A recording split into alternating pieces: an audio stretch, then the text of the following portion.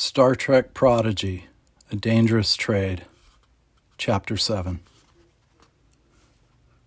Murph, what are we going to do? Gwen was sitting at a rickety table beside a stand selling Romulan street food, a carton of noodles sitting in front of her. The owner was Romulan himself, and when she'd wandered by and smelled the delicious fried oil scent of Romulan noodles, she tried the same trick of speaking to the owner in his native tongue to sweet-talk him into giving her some. It had worked, but she'd only had a chance to eat one piece of the crispy deliciousness before Dal had contacted her on the comm badge. Murph's response was to reach over and eat her noodles in one big bite. Probably for the best. Now she was too worried about the protostar and about her friends to have much of an appetite. I wonder if I can make it back to the ship in time. Gwen frowned. Murph made a concerned little gurgle, and she looked over at him. I wish my translator would translate you, she said with a wry smile. Murph trilled, and then slid off his chair and began rummaging around on the ground. I should call Janeway, Gwen said, sitting up straight. But before she could tap her comm badge, something soft bumped her leg. She looked down to find Murph gazing up at her, his lower body wrapped around her ankle. As she watched, he unwound it and wound it around again and met her gaze. Dal, she said, you're right. He said they were tied up. Murph squeaked excitedly, then repeated the motion, wrapping and unwrapping himself around her ankle. You think we should go save Dal, Gwen said wide-eyed. Murph made a gurgling noise of agreement. Okay, she said. Let's see what Janeway thinks, too. Murph nodded, and Gwen tapped her comm badge. Janeway? Janeway's voice came through a second later. Janeway here. We have a problem, Gwen said quickly, then told Janeway everything that Dal had told her. Would it be better for me to come back to the ship or try to rescue the others? Murph thinks I should get the others. I have to agree with Murph, Janeway said. As for the ship, I feel confident that the shields can handle whatever a gang of traitors might throw at them. Are you sure? Gwen wrapped her fingers nervously against the table. I'll be as fast as I can, but I'm going to have to figure out where they're trapped. These shields are designed to withstand heavy phaser cannon fire, Janeway said, and I'm equipped to protect the ship if need be.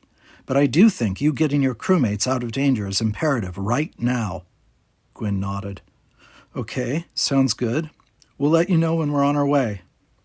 She let out a deep breath. You heard Janeway, she said to Murph. We need to find the others as quickly as possible. Murph blinked expectantly. Except Dal didn't tell me where they are. Gwen drummed her fingers on the table. And this whole place is full of traitors. They could be anywhere in the market, which is huge. Murph made a low, sorrowful noise. Gwen fingered her communicator badge. Dal had told her that they were in a warehouse, which narrowed the location down somewhat. They were in a building somewhere. They came down through an alley, Gwen murmured to Murph. But there are tons of alleys around here. She sighed and put her head in her hands. It'd be so easy to hail Dal on the comm badge, but if she did it at the wrong time, it could put Dal and the others in danger. I've got to figure this out, she whispered, staring down at the badge gleaming in her palm. What else had Dal told her? That there were traitors coming for the protostar, which meant they'd somehow known about the ship. They'd have equipment, she said, sitting up in her chair. Murph looked at her quizzically. Dal said they were trapped by traitors who wanted to strip the protostar because they saw its energy signature. But that means they had to have the equipment to monitor for the signature. That should narrow things down quite a bit. Murph jiggled in place, gurgling excitedly. Gwen stood up, pocketing her comm badge. We'll start with the Bajoran we met, she said. She might know where we can go. And then Gwen and Murph stepped back out into the crowd. Dal sat back on his heels, staring at the key to the cage. It dangled from the closest wall, and he was trying to measure the distance with his eyes. He might be able to reach it if he ever had a moment without Talus or her crew nearby. If not, One of the long, thin arms on Zero's containment suit could do the trick, but until they were alone in the warehouse, Dal didn't want to risk untying anyone else. "Ioma!" Talus barked. She and her crew had been gathered around one of the crates on the far side of the warehouse, although Dal hadn't been able to see what they were up to. Now she peeled off away from the others and strolled in the direction of the cage. "She's coming back!" Rocktalk hissed, scooting backward. Zero and Jankum shifted, drawing themselves up. Dal's muscles tensed. Talus stopped a few paces away, waiting for Ioma to catch up, his black coat fluttering out behind him. "Watch them," she said in a sharp voice. "What?" Ioma's eyes shuddered sideways, a blink of surprise. "You said I could go on the next mission." "Yeah, you did. You got them here." Talus grinned and slapped Ioma on the shoulder. "Don't let them try anything funny." "By next mission, I didn't mean knocking into the big case carrier there." Ioma let out a hiss of disbelief. "I want to scavenge." "Sorry, maybe next time." Talus shrugged and turned to the cage. "You four behave yourselves," she said cheerily. "Ioma will be here in case you need anything." "How about you let us out?" Jankum shouted. He whirled around so he could punch at the cage with his multi-met. The bars rattled. "Not until we've gotten what we need," Talus said to him. Then she turned back to Ioma. "I'm serious. If they escape, it'll be your head." "They're a bunch of kids," Ioma muttered. "You didn't even give me challenging prisoners." "Oh, stop whining. You'll still get your cut." Talus pushed past him and called out to the others. "Come on, let's get going. The ship isn't going to strip itself." Dal watched with a slow-growing horror as Talus's crew fanned out from the crate, revealing what they'd been doing, preparing a massive, portable shield deflector. "No!" cried Rocktalk, throwing herself up against the cage. Jankum rattled the bars harder. Zero just let out a dejected sigh. "See?" Talus said to Ioma. "You'll have your hands full." Ioma scowled, watching as Talus and the others shouldered their bags and filed out of the warehouse. Dal was watching too, his heart thundering with hope. If they played their cards right, they might be able to get out of this yet. He kicked at Jankum, who looked down at him in surprise. "The Protostar," Jankum said. "They're going to—" "I know," Dal said. Then he mouthed, "I have a plan." This wasn't exactly true, but nothing was going to get done with Jankum rattling the cages. "I can't believe this," Ioma muttered, shuffling over to Talus's desk. Dal breathed. If they kept their voices down, they'd be able to talk. "Dal?" Rocktalk turned around. "What are we going to do?" "Sit down," Dal said softly. "Get close." Rocktalk exchanged glances with Zero, who was the first to drift down close to Dal. "What are you thinking?" they whispered, glancing over their shoulder at Ioma. "Don't look at him," Dal said. "We need him to forget that we're here." Rocktalk frowned. "I don't think that's going to happen." "Jankum Pog agrees. We need to act." But Dal shook his head. "We need him to stop dwelling on us, to get distracted. Then I can untie all of you. Then—" Dal tilted his head toward the key. "Maybe we can get a hold of that. Or try something else." The others glanced at one another. Dal looked past them to where Ioma had kicked back with his feet on Talus's desk. "Oh," Dal thought, "this is going to be easy." "He's barely paying attention to us now," Dal said. "Let's give it a little bit more time. We can talk quietly, figure out what we're going to do once we're untied." "What about Gwen?" Rocktalk said. Can we contact her again? At least let her know where we are?" Dal frowned. "I don't think we should risk it. If he hears her voice, he's going to take the comm badge away, which means he'll get close enough to see our hands are untied," Zero finished. "Yes, I agree. Better to try to escape ourselves." Rocktalk nodded, although she was still worried about Gwen, and about Murph, who Gwen had said was with her. What if Murph ate something expensive and got caught? Gwen wouldn't be able to rescue him and the crew. would she? So what are we going to do once you get our hands untied? Jankum asked. The key. Dal nodded with his chin. One of us should be able to reach out to grab it. But Jankum only let out a hearty laugh. No, too far. Dal frowned. I don't think so. I bet I could reach. Or Zero. Oh no, I don't think I could reach, Zero said. My arms simply aren't long enough. Yeah, but you're non-corporeal, Dal said. Just let yourself out of that containment suit and drift over there. No, Zero cried. How could you even suggest that? You know what happens if someone sees me outside of my containment suit. The crew fell quiet. They did all know. Because Zero was a Medusan, seeing Zero's form outside of their containment suit was enough to drive someone mad. The diviner had used Zero as a weapon, as a thing, and Zero was still recovering from those memories. Rock talk? Dal said, quickly changing the subject. Do you think you could reach? I can't even fit my arm through the bars, Rock talk cried. Dal threw his hands up in frustration and quickly tucked them behind his back. Fortunately, Ioma was tapping on a pad over at Talos's desk, not paying any attention to them. If you hadn't lost the battery, he said to Rock Talk, we wouldn't even be in this situation. Rock Talk's eyes narrowed in anger. Excuse me? You're blaming me? They didn't even want the battery. They just wanted the protostar. Yeah, but this all could have played out differently if you hadn't lost the battery, Dal cried. Well, you shouldn't have told me I had to carry it then, Rock Talk snapped. You're no better than Jankum, making me play at being his bodyguard. Hey, what did Jankum Pog do?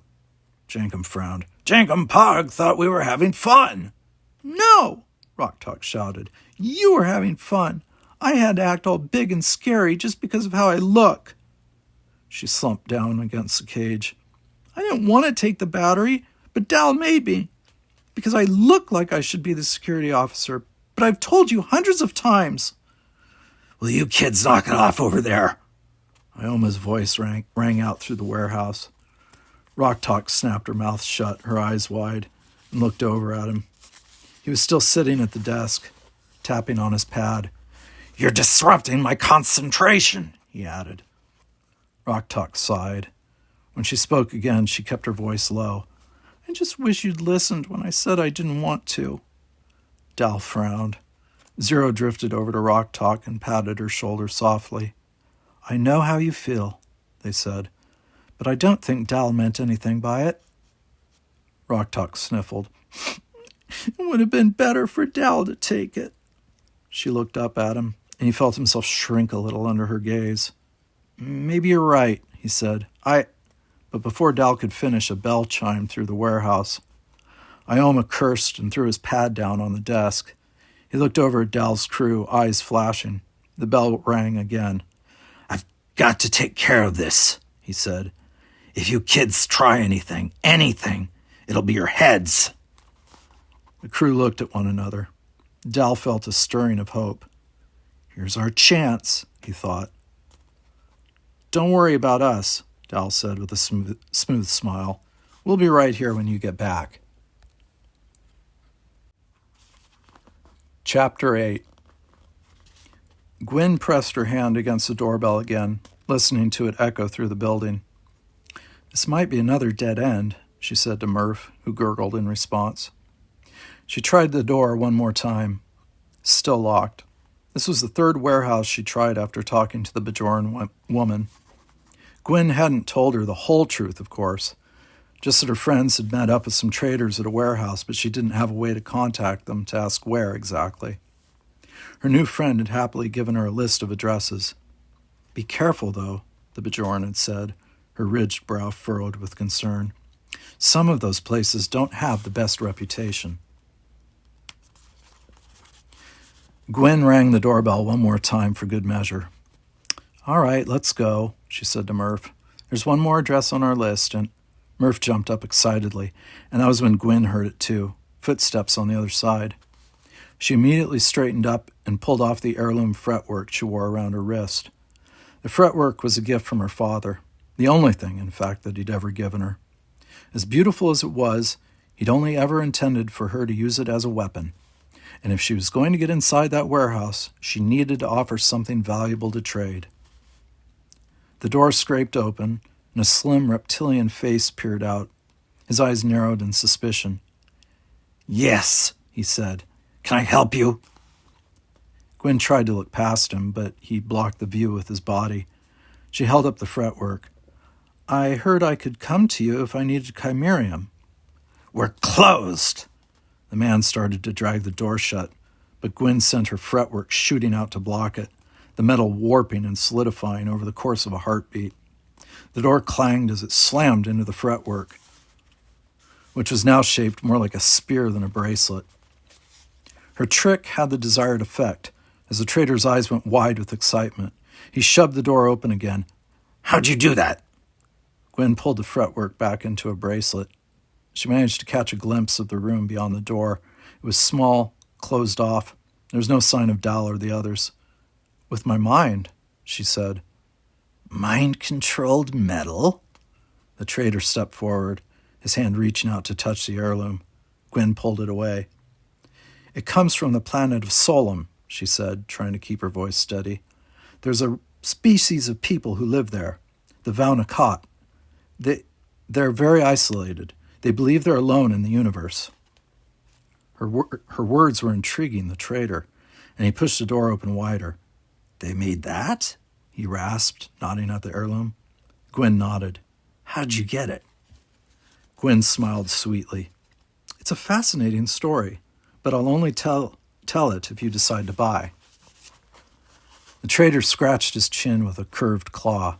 "I might be able to make a deal. My name's Ioma. Why don't you come in?" He stepped back, and Gwen and Murph entered the small dark room. It was empty, but there was another door in the back wall. "This way," Ioma said, leading her over to the door. Gwen held her breath, her fingers curled tightly around the heirloom. "Please let them be here." He swung the door open and went through. Gwen followed him into a cavernous warehouse. Her eyes swept around.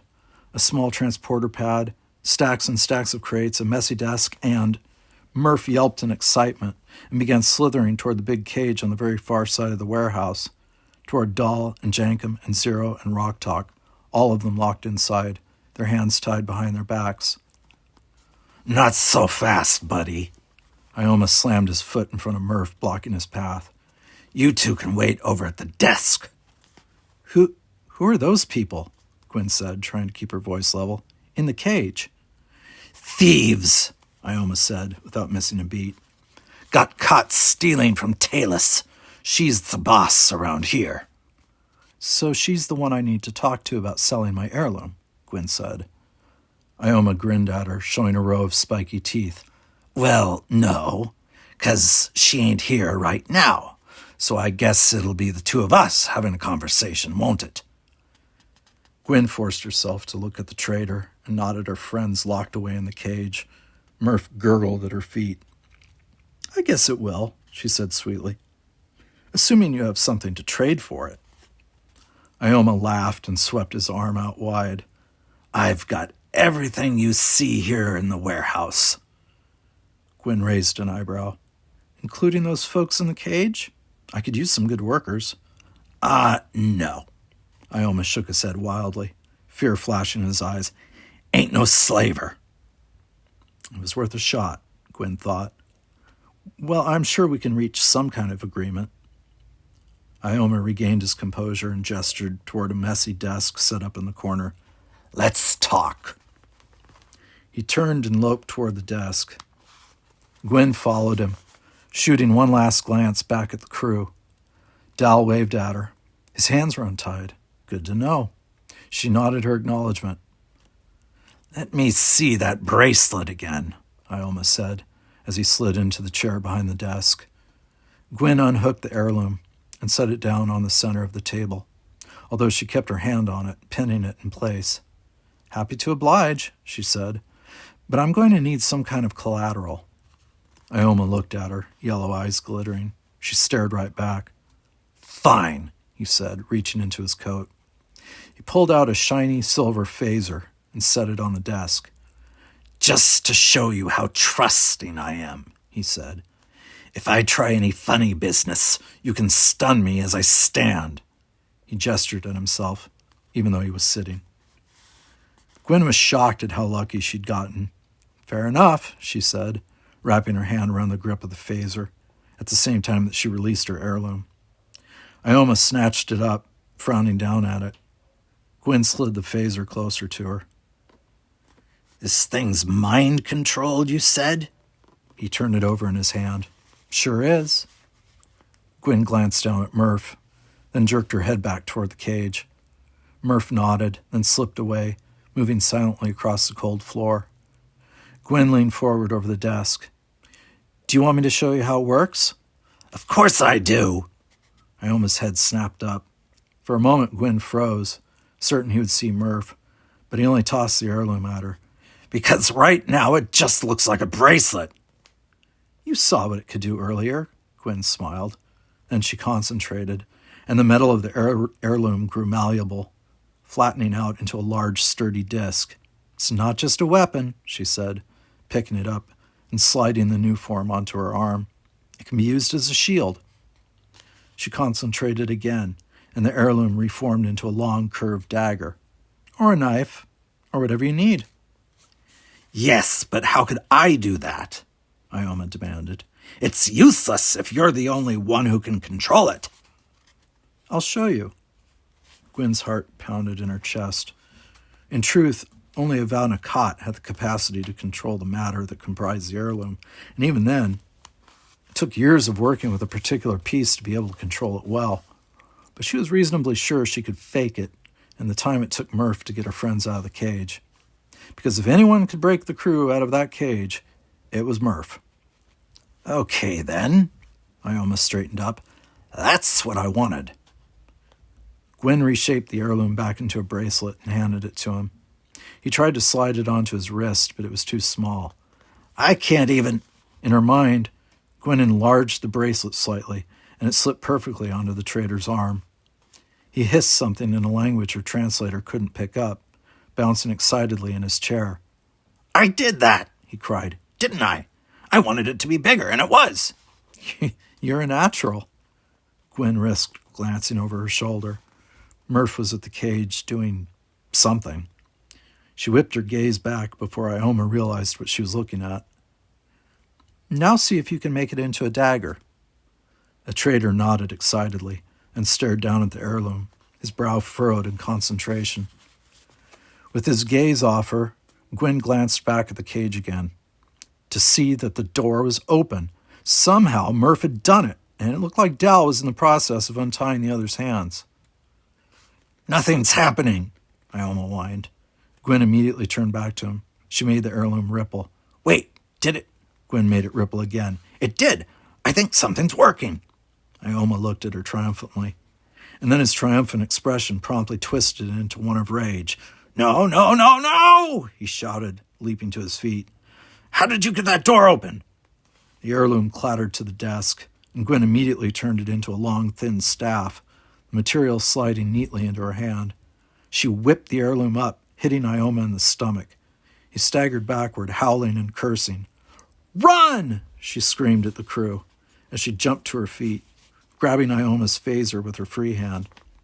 She whirled around and dived across the floor, with Ioma's angry shouts following her. "I'm still untying Jankum," Dal shouted. "The rest of you, go!" Rocktalk and Zero surged forward, their hands free. As she ran, Rocktalk bent down to scoop up Murph. Gwen saw the glint of a key for just a second before it disappeared into the maw of Murph's mouth. "This way," she said breathlessly, herding him toward the door. "Stop!" Ioma roared. He jumped and landed in front of them, his mouth curled up in a snarl. "Back into the cage, all of you!" Gwen lifted his phaser.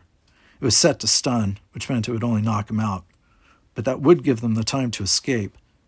He hit her hand, sent the phaser skittering across the floor. "I don't think so." So Gwen whacked him hard with her staff. He fell sideways, and she bolted forward. Rocktalk was right in front of her. Zero was off to her side near a cluster of crates. "Dal!" she screamed, glancing back at him. To her relief, he and Jankum were racing across the warehouse. "Right behind you," Dal shouted. Ioma moaned, pushing himself up. "Watch out," Zero called. "He has a fit." A blast of light slammed through the air. "He's shooting at us," Jankum wailed. "I'll hold him off." Gwyn whirled around, her heirloom flowering out into a broad, flat shield, just in time to block Ioma's phaser fire. Gwyn stumbled backward and glanced over her shoulder. Rock Talk, Murph, and Zero had just ducked into the entrance door. "Get back here!" Ioma shouted, moving toward the door. Gwyn reshaped the heirloom back into a staff and tripped him, sending him sprawling across the cold floor. "Great shot!" Dal shouted as he zipped past her. Jankum was right behind him. "Get outside!" Ioma was scrambling to his feet, his phaser still clutched in one hand. He fired 2 bolts in Jankum and Dal's direction, but Gwyn deflected them with her heirloom. She flattened it out into a shield that she held aloft as she jogged backward toward the door. Come on, Dal yelled. "You kids really think you can get away from me?" Ioma roared, shooting off bolts of phaser fire in Gwyn's direction. Fortunately, she felt herself spill through the doorway. Dal slammed the door shut and shoved a chair up against the knob. The whole thing rattled, Ioma pounding on the other side. "Got him," Dal grinned. The rattling stopped. Footsteps faded on the other side of the door. "He's definitely going out some other door," Gwyn said. "We need to get out of here now." Dal nodded in agreement, and the two of them darted out into the alley where the rest of the crew was waiting. "You found us!" Rock Talk cried, throwing her arms around Gwyn's shoulder and squeezing her in tight. "Yeah, I did," Gwyn said breathlessly, "but now we've got to get—" A beam of light sliced over her head and hit the wall of the building, sending debris flying down onto the crew. Dal whirled around to find Ioma standing in the entrance of the alley, his phaser held high. "Like I said," he smirked as he strolled forward toward the crew, who fell silent and pressed in close together at the side of him. "You aren't going to get away from me." He lifted his phaser, pointed it, and let out a howl of surprise as Murph clamped his mouth over Ioma's free hand. "Murph to the rescue again," Dal said. "Everybody, this way." He tilted his head toward the opposite end of the alley, which opened into another part of the market. "You go ahead," Gwyn said, fashioning her heirloom into a staff again, before racing over to Ioma, whose hand was still stuck in Murph's mouth. "Let go of me!" he snarled through gritted teeth, lifting his phaser. Gwyn slammed her staff into the side of his head, knocking him back. His hand slipped free of Murph's mouth, his fingers coated in glistening saliva. "Good thinking," Gwyn said, scooping Murph up in her arms. "But it's time to go." She took off down the alley, hunching over and weaving back and forth to avoid the fire from Ioma's phaser. As she rounded the corner, she found the others waiting for her. She handed Murph to Rock Talk, and together they took off running into the crowded market street. Suddenly, screams erupted into the air. Gwyn glanced backward to see Ioma loping toward them. People scurried away from him, eyes wide at the sight of his phaser. "He's back on us," she shouted, ducking around a vendor's table piled high with shining ceramic bowls. "That guy does not quit, does he?" Dal glanced backward at the parting crowd, Ioma surging toward them. "We need a distraction," Zero whirred up beside them. "Something to get his eyes off us so we can escape." Gwyn's eyes zipped around the market. It was flush with vendors and shoppers both, and she and the rest of the crew were barely managing to stay together as they wove their individual paths through the crush. And the constant shouts of fear and anger coming from behind them told her Ioma was hot on their tail. Gwyn slammed into a thick knot of women wearing long silvery cloaks. She spun around, separated from the others. The women jostled her, shouting in annoyance. "I'm sorry," she said. "Excuse me, I just need to—" "Got you." It was Zero, who flew down into the middle of the women. They grabbed Gwyn's hand and helped pull her free of the tangle and back into the street proper. "The others are up ahead," Zero said. "I think Jankum—" But Zero couldn't finish her thought. A loud clatter exploded from farther up the street, and then something shot straight into the air. The crowd gasped and tilted their heads back. "There's Jankum's distraction," Zero said cheerfully. Come on. What's he going to do? Gwen tilted her head upward as Zero led her through the crowd. Zero didn't have to answer, because the object exploded overhead into a brilliant burst of light and glitter. Gwen let out a laugh. It seems Jankum found himself a firework, Zero said, sounding amused. The light was still shimmering overhead, and the crowd began applauding. Through the clamor, Gwen caught sight of Rock Talk, who was holding on tight to Murph as she scanned the crowd. There they are, Rock Talk shouted to Dal and Jankum. She pointed across the crowd to where Gwen was waving excitedly as she ran forward. But Zero... Where'd Zero go? Panic seized at Rock Talk's chest. That light display isn't going to last much longer, Jankum said, and Jankum only has one more. Gwen rushed up to them. Let's go, she said. Zero fell behind. Dal surged forward, his eyes searching. Then he saw it, a faint glint of metal. Zero came up out of the crowd, then slammed back down. Is it that reptilian traitor? It looks like someone grabbed Zero. Gwen felt her heirloom ripple against her arm in anticipation. Jankum's light show twinkled, the lights swirling together into the shape of a Klingon ship called a bird of prey, which zoomed and darted through the air, much to the delight of the crowd. It's those women, Rock Talk cried, in the silvery cloaks. They've got Zero. As soon as Rock Talk spoke, Gwen saw it too. The women separated for a moment to reveal two of them held Zero firmly in place. Everyone, Ioma's close. Rock Talk's fearful voice interrupted Gwen's thoughts. She whipped her head over and saw him speaking to a Ferengi vendor. To her great relief, the vendor shook his head. I think he's asking people if they've seen us. Let's grab Zero and get out of here, Gwen said. Good call, Dal said. Rock Talk, Jankum, let's go. The last of the light show twinkled away, and the crowd was returning to their slow milling around. Dal darted forward, aware of the others behind him. The silver-cloaked women murmured over Zero, who struggled against their grip. Let me go, they cried. I'm not... Could fetch a pretty penny, one of the women said, just as Dal popped his head up between them. Not for sale, Dal said with a grin. Just as he'd hoped, his appearance was enough to startle them into loosening their grip on Zero, who zipped straight up out of harm's way. See ya, Dal added, before sliding back out into the crowd, rejoining Gwen, Rock Talk, and Jankum. Thank you, Zero said, the light in their display swirling softly. I was afraid. We'll never leave a crew member behind, Rock Talk said, hugging Murph close. All right, Jankum, Dal grinned. Time for the grand finale. Jankum nodded, then pulled the second firework out of his pocket. He activated the cord with his multi-met. A heartbeat later, light exploded over the market, and the Protostar crew made their escape.